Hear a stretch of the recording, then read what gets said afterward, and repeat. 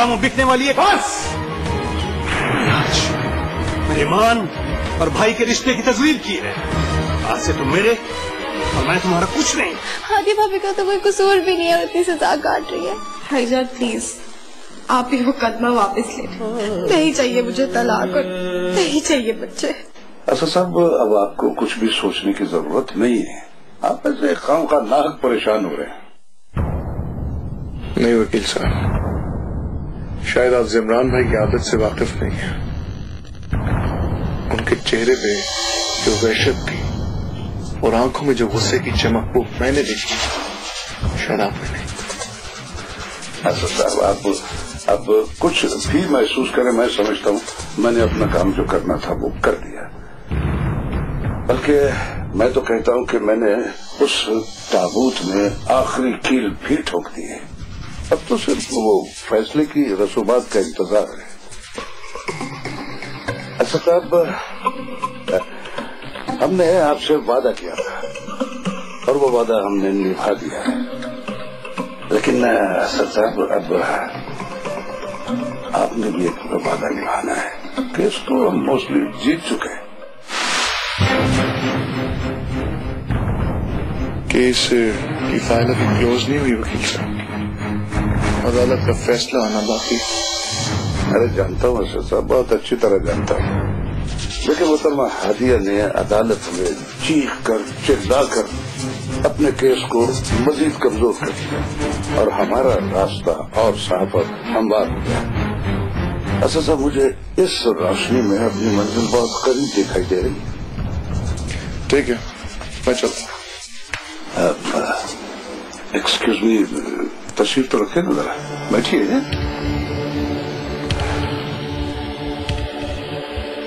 वो सियाने कहते हैं कि मजदूर की मजदूरी उसका पसीना खुश्क होने से पहले उसे मिल जानी चाहिए। वैसे वकील साहब, इस एयर कंडीशन कमरे में बैठ के आपने अपना कौन सा पसीना बहाया? ऐसा सब मुझे लगता है आप खफा हो गए, नाराज हो गए। मैं आपको कैश तो नहीं मांग रहा, चेक देना है आपने। वैसे भी मैं समझता हूँ कि इन हालात में, इन दिनों में एहतियात अच्छी होती है। आप चेक दे दीजिए ना मुझे।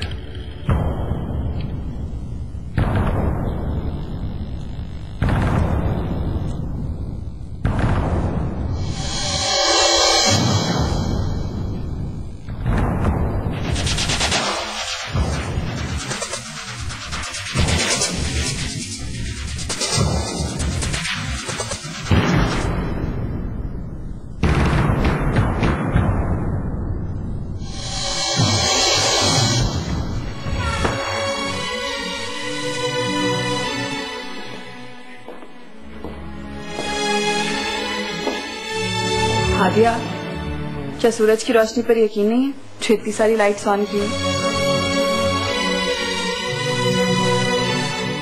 लेटी रहो।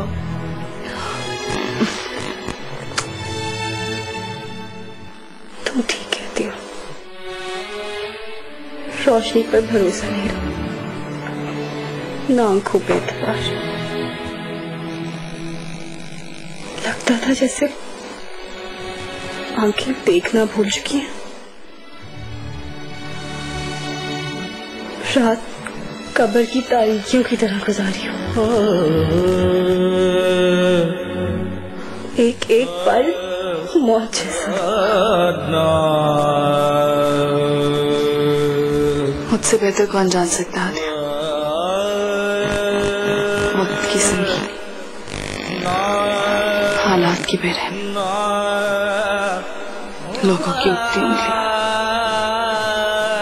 बेरहम नफ्सों के नश्ता। हादिया, जब वक्त हमारा नहीं रहता ना, तो आसमान की मेहरबानी भी खत्म हो जाती है।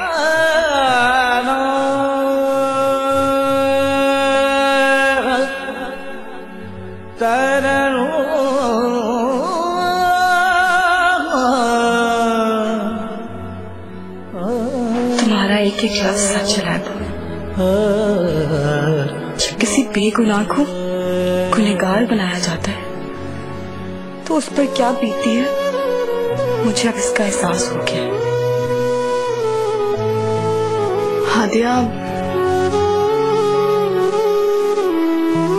इज्जत को सरेआम नीलाम कर वो बातें जिन्हें करने से इंसान गुरेज करता है, ये सब अदालत में ना हो तो उसका केस मुकम्मल नहीं होता।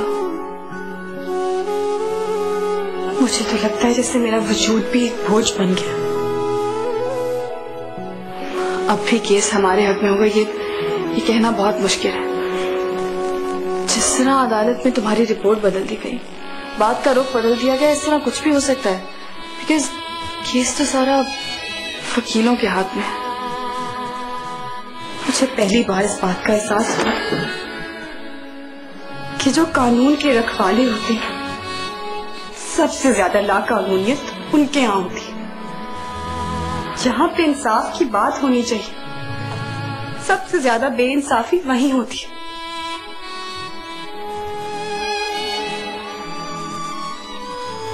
हौसला करो हादिया और देखो कि अब नया खेल क्या खेला जाता है।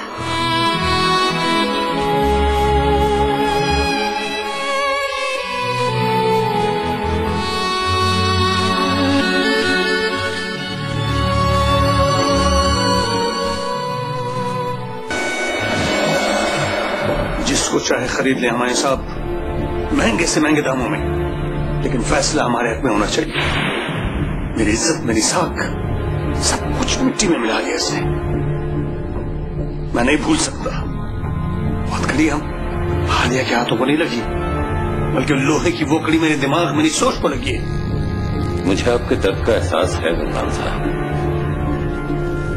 अगर यही कदम हमने आज से पहले उठाया होता तो शायद आज हमें ये दिन देखना न पड़ता।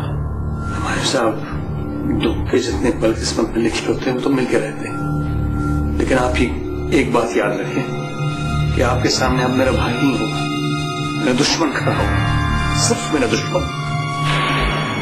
आपका कह देना ही काफी है। अब आप सब कुछ मुझ पर छोड़ दीजिए।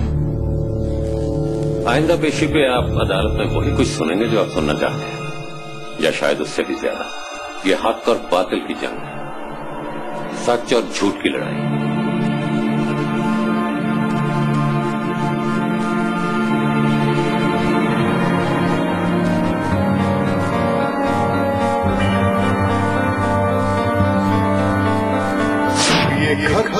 इनका मेरा आपने तो मेरी सारी जिंदगी बस इसके आगे एक लफ्ज़ मत बोलिए भाई, क्योंकि मैं संसद के दोनों किसी पूर्व और दौर नहीं करूंगा।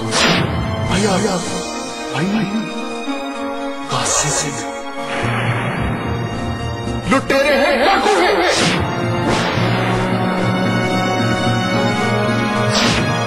देखिए, अब मसाइल जो है वो ऐसे हवा में हल तो नहीं होते। इसके लिए कुछ गिव टेक ये सारा कुछ तो करना पड़ता है। आप मेरी बात को समझें।